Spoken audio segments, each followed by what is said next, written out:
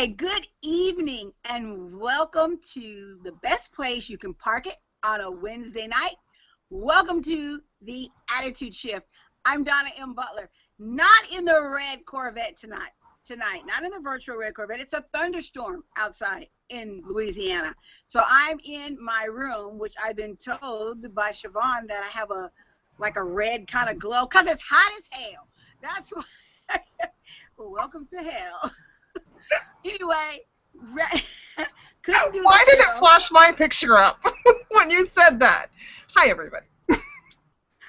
because I said Siobhan Shaw. Can't do it without you, darling. How are you? You look really nice. You know, nice background to say you had a storm going over you a little while ago, huh? Well, it's raining on me right now and raining on my computer, so this is a problem. I'm just kind of hoping it blows over. And yes, I'm outside with the roses. Look how the sun beautiful. is setting. The sun is setting, and of course, everybody's most important tool that they could have in their home, duct tape, right here on the barbecue.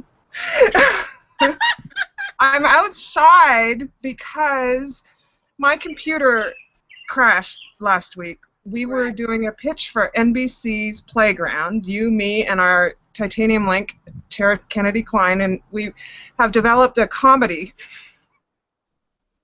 kind of based on real people and real events, kind of like us, our lives, and it's actually a scripted comedy.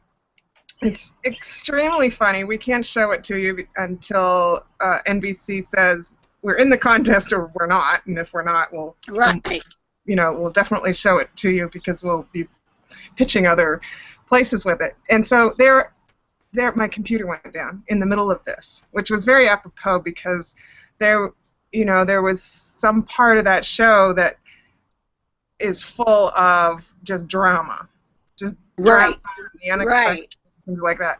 So there I am, no computer, and we have a deadline to get this pitch in. It was nuts, and it was days and days I couldn't figure out how to get my computer started, and I don't have the money to go down to Apple and get them to fix it, and it's not my computer anyway. It belongs to the Broke Lives Club in California, so I'm not going to get it there today to get them to fix it. Right. So, anything that could go wrong went wrong. And so I finally got it working. We got the pitch finished, and the thing is I've not unplugged my computer, so it's in a part of the house that doesn't connect to the wireless very well. So the best place for my computer to be right now, where I can actually do the show, is outside on the deck. But the show in the neighbor's yard and the roses, and the sun will be setting on me and probably cooking me here, But you know what, Siobhan, and it's what we say and what we're all about. It's about shifting the attitude. It's about making, the most. We were like sweating that deadline. That was just and then the thing is, and I can admit it now because we're done. I can honestly admit it to you right now. It was like I got left with the submission. Of all people, moi, I get left with doing the submission, the final thing. And can I tell you right now, oh my gosh, I was shaking the whole time because you put so much work and effort in it. Tara Kennedy Klein put so much work and effort in it. And here I am uploading and shaking. Please don't let a red arrow button come up. Don't let an arrow come up. Let me just get it in there. And oh my gosh, when it said submit it, everything went through right. The video, everything. I was just like, oh my gosh. And then the next day we received the email that said, they had it and, it's in their hands now. I was like, whew. They put the ball in my hand and I think they need to put the pitch in the contest just because of the effort it took to get it to them. Oh my God, that was just nuts. And of course, I'm not an entrant, but I was involved in the pitch because I'm not an entrant because I'm Canadian and I can't work in the United States yet. And there's all these rules. Anyway, yeah, that's what I say. They need to change that. We need to change up some rules. But you look great outside. Yeah, they need attitude. Oh, see the sun. I see the sun's coming in on me. Oh, too. But really, I had to keep shifting my attitude through this because it was so frustrating. I wanted to throw the computer out the window. I wanted to jump out the window, and it's only a one-story house we live in, so I knew I couldn't kill myself. But I really felt like that. And, if I jumped off the ledge here in the garden, I wouldn't hurt myself either, maybe twist an ankle, but there wasn't really any options for me but to keep going and make it happen. That's right, making it happen. So that's amazing, and we are making it happen. And that's what's so cool about what we do. So, not just what people see when they see us on Wednesday nights, but just behind the scenes, keeping the website going, keeping the Facebook page, interacting with the best fans. I mean, the best fans and people that like us on the planet. I'm serious. We have some amazing people that like us and support us. Amazing. And our fan club president, Michael Kadzoria. Thank you. I'm glad you said his last name. I just call him Michael K. Special K. Special K. So I understand that you got some kind of telephone call. How about some kind of diva award? My friend.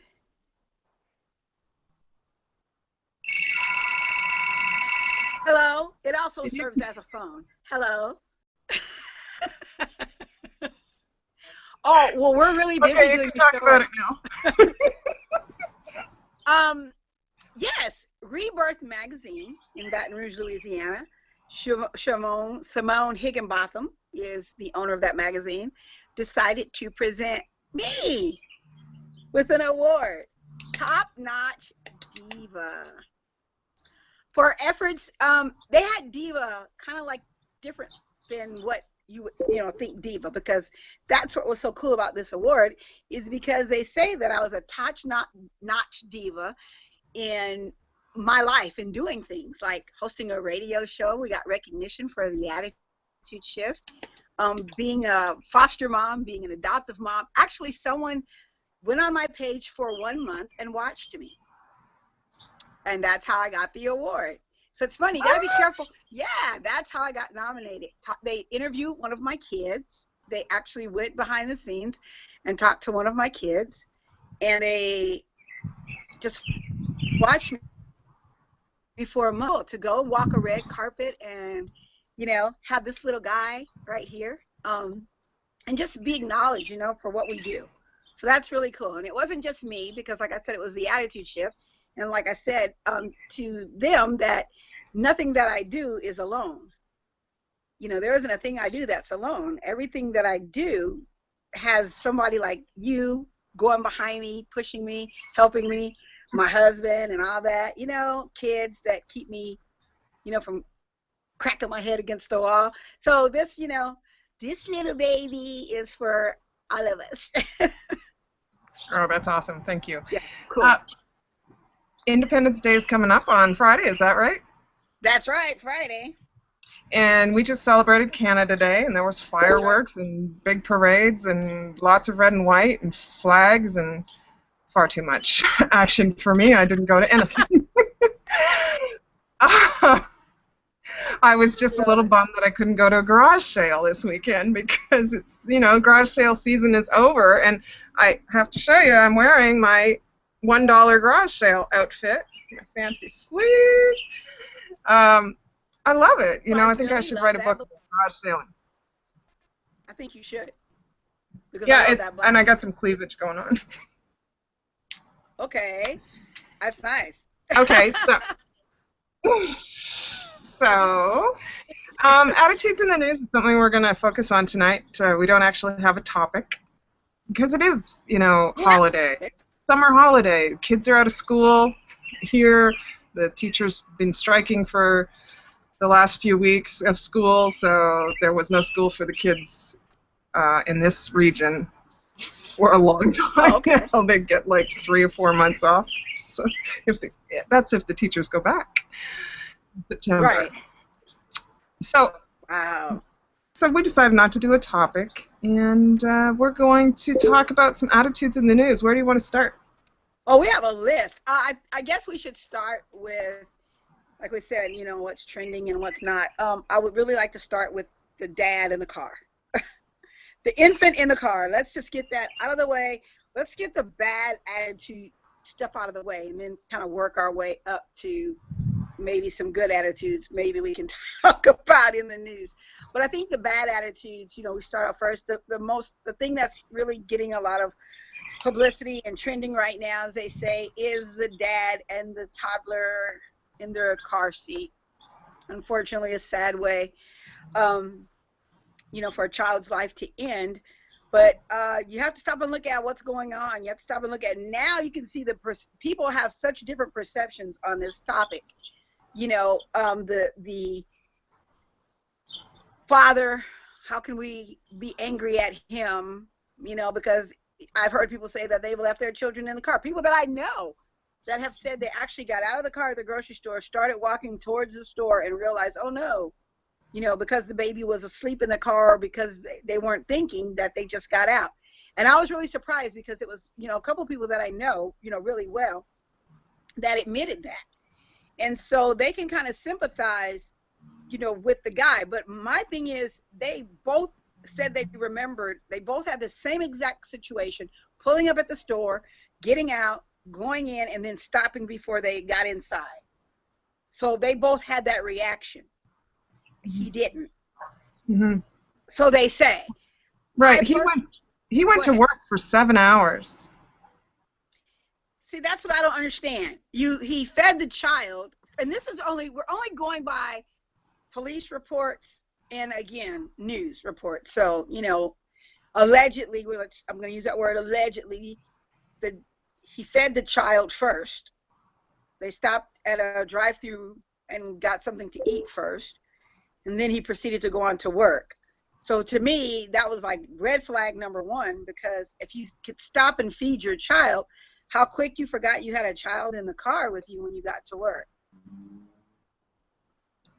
Well, considering I forget my name sometimes, I can appreciate the situation, and it's not the first time we've heard of something like this happening. I mean, I can go back to Google, I think there's another mother who is inside Slidell, Louisiana, who actually left a 5-month-old or 5-week-old infant in the car for like 30 minutes. This young child, Cooper Harris, he's near Atlanta, Georgia. His dad left him in the SUV at his work for 7 hours, and I just find that I feel for the parents, because I think that we all can relate to absolutely blanking out and forgetting things, and even that we have children in the car, right? I find that one a hard one, man. I do. It's a tough one. It's a tough one, and yeah, he is in jail with no bail, and he probably will be charged in the death of this child, negligence or something. It's going to happen again, sadly. Oh, it's going to happen again, because I think that given life and the stressors in life, and the fact we have so much going on, that we're human and we make mistakes. I've heard of people who've left their dogs in the car. There's a woman here whose life is ruined because she was a dog walker, and she left 5 dogs in the back of her truck and walked away and forgot about them, and all the dogs died. All these family pets died, and you can imagine. I know somebody personally who lost a dog that way. They just walked away from the car and started a conversation with somebody, and the conversation went on for an hour or something, and the dog expired, passed away in the car because the temperature was too high. I just, as a mom, I guess, what I can sit here and be angry about is, I have 7 children, and I swear, I swear, There isn't a day that goes by that those 7 children don't cross my mind. Not at one time, but there is a time during the day that I might think, Ellie, or if I see something like a big dump truck or something, Michael, you know, I, there isn't, I mean, and even my older kids, I think of Haley, my oldest child, every day. There isn't, and so I find that for me, that's hard to believe that this man is at work. It was his job to drop his son off, and he never thought about his son. He never thought about his son. And I know you're saying the stressors and there's so much other stuff going on, but I just feel that responsibility, okay, he lost the kid, and if they didn't do this on purpose, I pray they didn't do this on purpose. But if he did, it's going to happen again and again and again until we start getting stiffer penalties and we start doing things, making people more accountable than just a slap on the wrist or just a, I don't know. It's just something that annoys me because I just find that it's too easy for people to say, I forgot. Even the dogs, I forgot. Well, people are so worried about so many things in their lives, recycling. Changes to recycling can throw people off.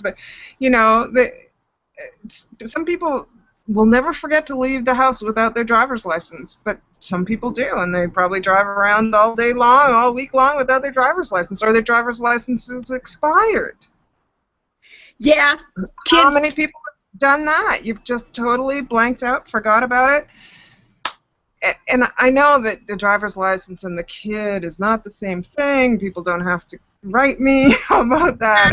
I'm just trying to make a point that things happen and there's stressors in our lives. Yeah. And I understand. Like I said, I just hope that this ends up being that this simply was, for whatever reason, something he forgot. And, no matter what, my thoughts are, go to that family because I can't imagine what that must be like. So that's that one. Yeah, I think we just have to not jump to conclusions that it was planned and premeditated, that he truly forgot that he hadn't dropped his child off. Because one day runs into the next. Maybe he thought he dropped him off. Okay, let's give him that. Let's give him that, and let's just kick some rocks onto our next one before somebody starts writing us. The shake-up at the View. The shake-up at the View. Let's talk about that pretty quick here. Yeah, shake-up at the View. Didn't I tell you? Didn't I? You know what? I said Jenny McCarthy would not last. I said it. I knew it. She just didn't fit. And you know what? I fit.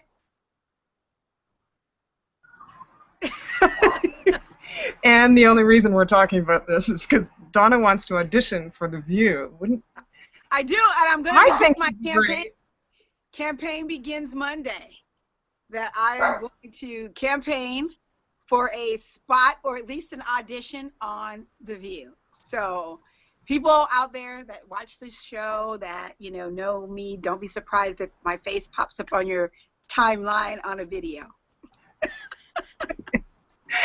Okay, next one is what would you like to talk about? Robert Downey Jr. saying that his son's addiction is hereditary? I think that that's a great thing to talk about because you know what? I believe that. I'm going to say that. A lot of people say that's, him making an excuse for his son. But you know what? He's not making an excuse. He's saying his son did wrong. His son's going to have consequences. But I also understand what he's saying because I believe that it's in the genes. I believe that things like this get passed on. My grandmother on my father's side, she liked to drink. My grandfather on my dad's side, he liked to drink. Until I stopped drinking, over 20 years ago, loved to drink. My daughter experimented with drinking and had a heck of a time with it. And as many of you know, because I've made it public on the show, that my daughter is dealing with an addiction right now. And I believe when I heard Robert Downey Jr., I totally could agree with him, because I see characteristics that I had, that my grandparents had, that my daughter, when she was experimenting with drinking, had, and even this particular child right now that is dealing with a full-blown addiction, even as I did a long time ago, an addiction that I had other than alcohol. You know, I know that, and I know what he said, you know, is a lot of people, like, again said excuses, but I believe that 100%. I believe we pass these things along, these genes, these traits, these personalities. I believe that, and I was hoping you talked about this, because I would love if anyone's listening to the show tonight that has experienced that. We're going to do a show hopefully soon, or we can get an expert or some people on that have experienced that, and we can, you know, talk about that in an open conversation, because I think that this is something that doesn't get talked about a lot, and I thank Robert Downey Jr. for bringing that, you know, to the forefront where it needed to be again. I had a mouthful there. I'm sorry, the dog has something stuck in its paw. It's all of a sudden, like, focused on her. I won't make a star of her today because she's darn cute. But the thing is, I agree with you. I think it may be a genetic thing. I come from a family where everybody has cocktail hour, and, you know, right. In the 50s and 60s and 70s, I remember, you know, well, I wasn't in the 50s, but when I was growing up, I remember that, you know, my mom and dad had 2 drinks before dinner every night. And that was a cultural thing, a society thing. Right. What happened as they got older, they drank less. You know, but when they were sort of in their 40s or 30s, 40s, 50s, something like that, they drank a lot. I think a lot of people are like that. But and their kids, we've all had our fair share of alcohol. And I have this persona on Facebook that I drink a lot of wine, but I actually don't. I drink a couple of glasses of wine now. Thank you for clearing that up. Well, I used to, when I was 20, drink 2 bottles of wine a night. Right? So it's not something that I crave all the time. Like maybe on Friday night, if I having a pizza, or where, you know, somebody's over for a drink, I like to have a drink. But I'm not addicted to it. Right. There's probably other things in my life that I'm addicted to. I'm probably more addicted to food. And people have that. That's an addiction, right? Oh, absolutely. So, you know, there's people that are addicted to sex, and people are addicted to playing cards, and people are addicted to all kinds of things. It's just really what your thing is. And exactly. I agree. And like I said, and it is a part of that awareness, because, you know, we talk about awareness. We always say that, you know, everything focuses on being aware. And, you know, I think he is helping his son, you know, by bringing this out and saying, you know, even though this may be genetic, like you said, doesn't mean you have to indulge in it.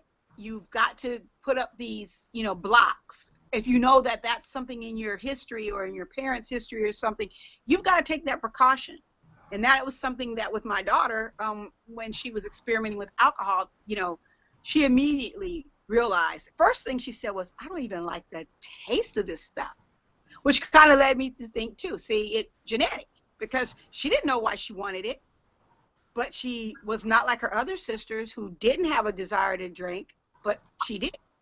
See, I love a good red wine, and Malbec is probably my favorite because of its like spicy undertones, and the flavor just hits my tongue, and it's like, for me, it's like eating olives when I find a really good olive. Right. There's an olive place in California we go to pick up olives, and they're just like, it's like a little explosion in my mouth, you know, that kind of thing. So wine is the same kind of thing for me. Right. You know?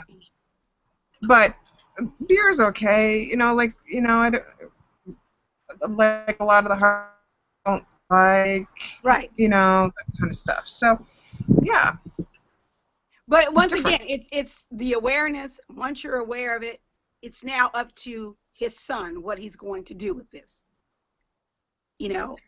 Right. He actually said in a statement, Downey said, he issued a statement. He said he was expressing the belief that his son could be a recovery success instead of a cautionary tale, and that brings. I thought that was amazing to say that. That brings us to a new Facebook page that you are promoting, that you've just put up this week, because of your journey with Ariel and her addictions. Do you want to tell everybody how to get there? Yeah, you go to Moms, MOMS, Moms on Missions. And it's not just for my daughter, Ariel, even though it was started because of the journey that we were placed on because of that addiction, but it's for moms that want to help. You can't help anyone that doesn't want to be helped. But what I want to do is the key word, awareness, bring awareness to this plague of opiates that's going on right now. And it's opiates, I'm not borrowing the page from anyone that has other problems that they're working with to help their children, but opiates right now is in the forefront. Heroin and OxyContin and those things are, right now, what seems to be the plague going on. And so I've had it hit my family, and so that's why the page is to show a journey that we're on. We're being very candid. We're being very open about it. My daughter right now is in a facility where she's getting help. We are all in facilities, basically, even though we're not in a physical place. In our mind, we are all in a place that we're trying to work out of right now. So the page is there. I'm going to be posting things, resources. Jackie, one of our Titanium Leagues, Jackie Miller, has went on this site and put some information up, posted some information, which was really good to someone that saw that. And so we're hoping to do just what we always do, Siobhan. It's what we do. We see a need, we try to help, and there's always, there's always a backstory to a front story. So hopefully we'll get a lot of backstories there, and we can help people that need that help. So one last thing we're going to talk about before we close her down for the night, put her in park. Oh, wow. Look how bright my face is all of a sudden. I know, I did. I was looking at that. The sun is shining right at my face. Always is running a campaign right now, always.com. Yes. And it's Like a Girl, I think is the name of the campaign. And this person is asking these girls, teenage girls, to show her how a girl hits and how a girl runs. And it's so, so interesting because those teenage girls showed the sort of stereotypical running a girl does, or the fighting, like that, right? Then they turned around and asked younger girls, 7, 8 years old, how does a girl run? And she's like, she runs, right? You how run. Does a girl hit? And she's like, the kids are like punching you, and I wouldn't want to be in front of them because you were gonna get hit. That's right. Really badly. And it's all to champion girls' confidence, because they find that with the media and all the things that society places on girls, that as puberty hits, we are told we run like that, and we hit like a girl, and we throw like a girl. Like, we can't really do anything. Yeah, it was amazing. Younger girls don't know that yet. That's right. And that was so amazing because right when I got finished, I saw it. I had to go and ask Ellie. I had to go ask my 12-year-old to show me how girls run. And do you know what? She ran Ellie style. She didn't do the over, dramatics. She did her thing. my niece Arturia, who plays softball, she throws like Arturia. She doesn't throw like a boy. She doesn't throw or run like a boy. She runs like herself. And it's so cool that the confidence that they have. And I was so overwhelmed with that commercial. I teared up because that is what we do to our girls. We tell them that, you know, girl, but what is a girl? I mean, just because you're a girl doesn't mean you have to tiptoe like that. It doesn't mean, and I wish I could quote what Tara put up today about being feminist. Doesn't mean that you don't, pretty much what she was saying is just because you're being, you know, feminist doesn't mean you still can't be a woman. You know, doesn't mean you still can't have the door open for you. Doesn't mean you still, you know, it's just important for us to realize that a girl is just a label. It's who you are when you know, strip that off. And, you know, I don't know. It's just something that shocked me because I thought the older girls would be the ones that had more confidence. But those young really did it because, like you said, though, they haven't been thrust into the world of, you know, what we want them to believe they should be. I think we should all be who we are. And some of us will run kind of awkwardly, and some of us will run full tilt, and some of us will, you know, just be a really good runner. You know, like some of will trip. So, do you know what I mean? Like, just whatever it is that you are, that's what you should be. I do.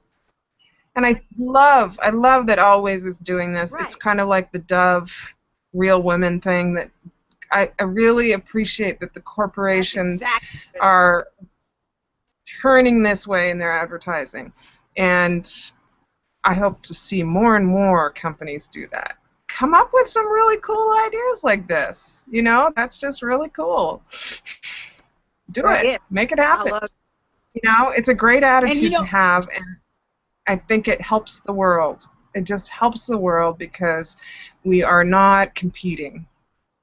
Ah, I know. You know, to have the best hair and the prettiest eyes and the nicest lips and we're not the best runner. You know, we're not competing against all these other people. We're just being ourselves and bringing that to the world. Right. I think that's the best thing that we can do.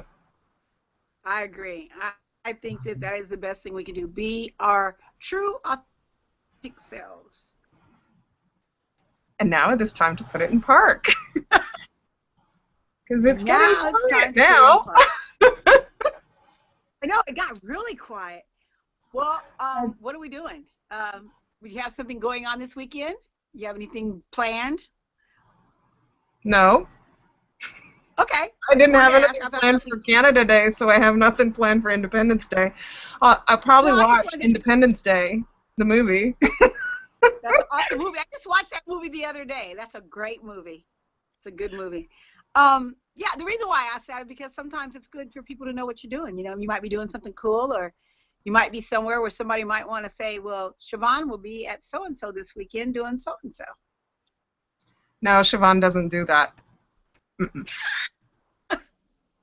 Well, I will be here, and can't wait till next week. We'll be doing some things. I have some planning to do. We have some pitches that we need to work on.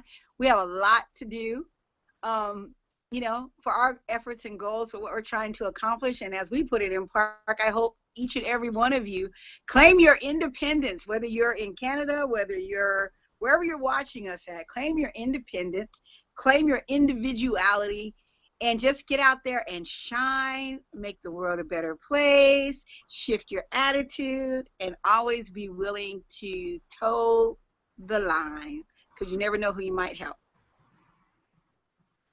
Ooh, they have to think about that. That's right. Toe the line. It's not really toe the line like you would expect it to be. That's right. You better go check out theattitudeshift.com, and you can read our previous blogs on thebrokewivesclub.com. We don't run that website much anymore. We don't do any writing because we do so much talking now. But go check it out. Go check out our old blogs because you'll see why you have to toe the line. Toe the line. All right. So we don't know what we're doing next week, I guess, huh? But as always, we're going to do it with a positive attitude. So I'm Donna M. Butler. She's Siobhan Shaw. You can like us on Facebook, The Attitude Shift. Go visit our personal pages. Don't stalk us, though. We both have significant others. Don't stalk us.